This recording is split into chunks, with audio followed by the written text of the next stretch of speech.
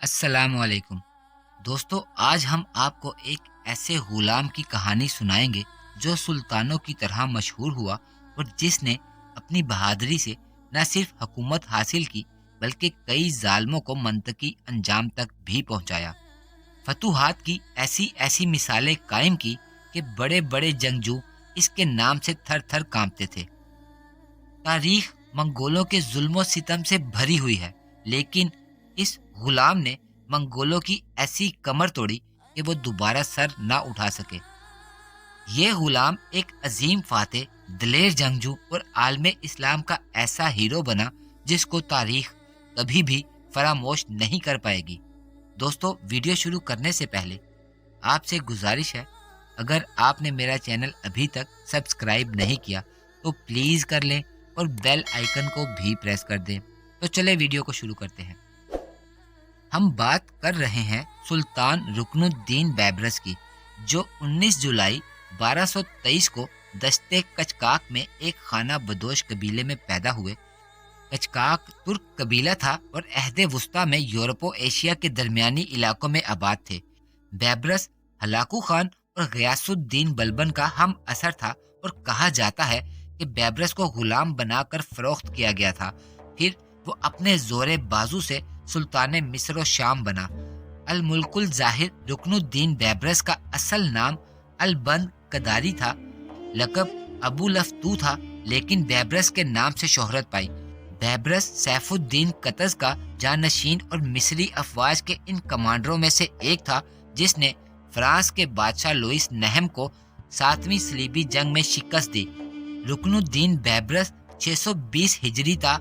676 हिजरी के 3 कारनामे तारीख हमेशा याद रखेगी। पहला कारनामा यह था कि बैबरस ने सुल्तान सैफुद्दीन के साथ मिलकर मंगोलों को मारका एन जालूत में इबरतनाक शिकस्त दी। ये मशहूर जंग 25 रमजान 658 हिजरी को लड़ी गई। इस जंग में मंगोलों का वो हाल किया गया कि इसके बाद वो दोबारा सर उठाने के काबिल ना रहे। इस तरह हुज्जाज मुकद्दस और मिस्र मंगोलों के जुल्म से हमेशा के लिए महफूज हो गए। एन जालूत फलस्तीन में वही जगह है जहां हजरत तालूत के मुख्तसिर से लश्कर ने जालूत के लश्कर जर्रार को शिकस्त दी थी। और ये सुल्तान रुकनुद्दीन बैबरस का दूसरा शानदार कारनामा नहीं तो और क्या है कि इसने तकरीबन पौने 2 सदी तक चली सलीबी जंगों का खात्मा किया और सलीबियों को ऐसी इबरतनाक शिकस्त दी कि फिर वो दोबारा हमला करने के काबिल न रहे। बैबरस का तीसरा बड़ा कारनामा यह था कि 659 हिजरी में मिस्र में रस्मी सही लेकिन खिलाफत अब्बासी को दोबारा कायम किया, जबकि मंगोलों ने बगदाद को तहस नहस करके खिलाफत अब्बासी का बिल्कुल खात्मा कर दिया था। बगदाद को तबाह करने के बाद जब हलाकू खान की फौजें शाम की तरफ बढ़ी तो बैबरस और एक ममलूक सरदार सैफुद्दीन ने मिलकर एन जालूत के मुकाम पर इनको फैसला कुन शिकस्त दी और मंगोल अफवाज को निकाल बाहर किया। बैबरस का ये बहुत बड़ा कारनामा है कि इसने मिस्र और शाम को मंगोलों की तबाहकारियों से बचाया। इसने मिस्री सल्तनत की शुमाली सरहद एशियाई कूचक के वस्ती इलाकों तक पहुंचा दी। बैबरस का एक और बड़ा कारनामा शाम के साहिल पर काबिज यूरोपीय हुकूमतों का जोर तोड़ना था। ये हुकूमतें पहली सलीबी जंग के ज़माने से शाम के साहली शहरों पर काबिज थीं। नूरुद्दीन जंगी और सलाहुद्दीन अयूबी ने अगरचे अंदरूने मुल्क और फ़लस्तीन से सलीबियों को निकाल तो दिया था, लेकिन साहली शहरों पर उनका इक़्तिदार अरसे तक कायम रहा। इनको बहरी रास्ते से यूरोप से मुआवनत मैसर रहती थी। बैबरस ने एन जालूत में मंगोलों के साथ इत्तेहाद करने की कोशिश करने पर 1268 हिजरी में मसीही सल्तनत अंताकिया का खात्मा किया।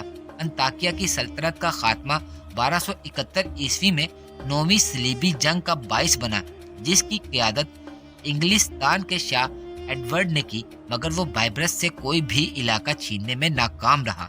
बैबरस ने अपनी सल्तनत को जनूब में सूडान की तरफ भी वुसअत दी। अपनी इन फतूहात और कारनामों की वजह से बैबरस का नाम मिस्र और शाम में सलाहुद्दीन अयूबी की तरह मशहूर हुआ। बैबरस के बारे में कहा जाता है कि वो भेष बदलने का शौकीन था।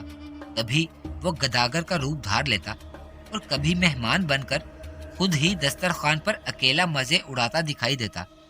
بلا کا حاضر دماغ تھا، فطری طور پر جنگجو تھا، اس کی عسکری صلاحیتیں دشت و صحرا میں پروان چڑھی تھی۔ اسے دمشق میں تقریباً 500 روپے میں فروخت کیا گیا تھا۔ وہ بحری مملوکوں کے جتھوں میں بطور تیر انداز شامل ہوا تھا اور بالآخر ان کا سردار بن گیا۔ وہ اکیلا خاقان اعظم کی یلغار کے سامنے حائل ہوا اور منگولوں کو تہس نہس کر دیا۔ اس کے جوابی حملے نے فرانسیسی بہادروں کی کمر توڑ کر رکھ دی۔ بلا کا خوش طبع انسان تھا، گھوڑے پر سوار ہو کر اکیلا نکل جاتا تو دوسرے دن فلسطین میں نمودار ہوتا اور چوتھے دن صحرائے عرب میں ملتا۔ بڑا حوصلہ مند تھا، ایک ایک دن میں میلوں کی مسافت طے کر لیتا۔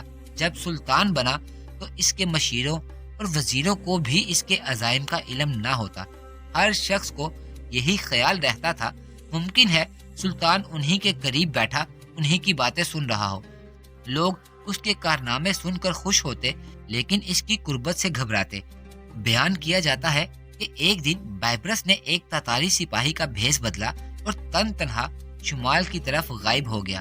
کئی دن سفر کرنے کے بعد وہ تاتاریوں کے علاقے میں داخل ہوا اور جگہ جگہ گھوم پھر کر حالات کا جائزہ لینے لگا۔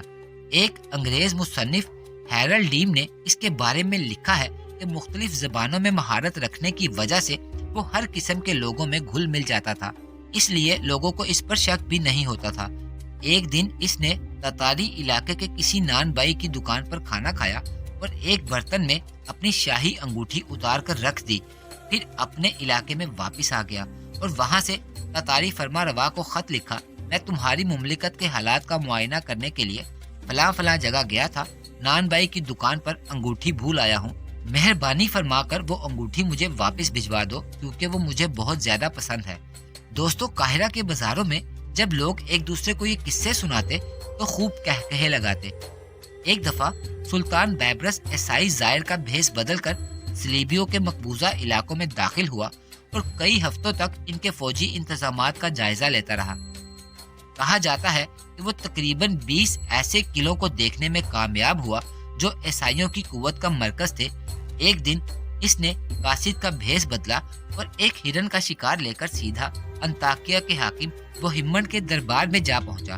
جب بائبرس قلعے سے باہر گیا تو کسی نے آ کر بوہمنڈ کو بتایا کہ یہ ایلچی خود سلطان ہی تھا۔ یہ سن کر بوہمنڈ پر لرزہ طاری ہو گیا۔ بائبرس کی بیدار مغزی نے جہاں اسے اپنی عوام کی آنکھوں کا تارا بنا رکھا تھا وہاں دشمنوں کے دل پر ایسی ہیبت طاری کر دی تھی کہ سب اس کا نام سن کر تھراتے تھے۔ تاتاریوں کو ان کے عروج میں روکنے والا یہی جنگجو تھا۔ مارکا عین جالوت کا ہیرو بھی بائبرس کو ہی کہا جاتا ہے۔ اس کے سامنے کوئی ہلاکو خان کے ظلم و جبر کی باتیں کرتا تو بائبرس کہکا لگا کر کہتا، وقت آنے دو، تاتاریوں کو ہم دکھا دیں گے کہ لڑنا صرف وہ نہیں جانتے۔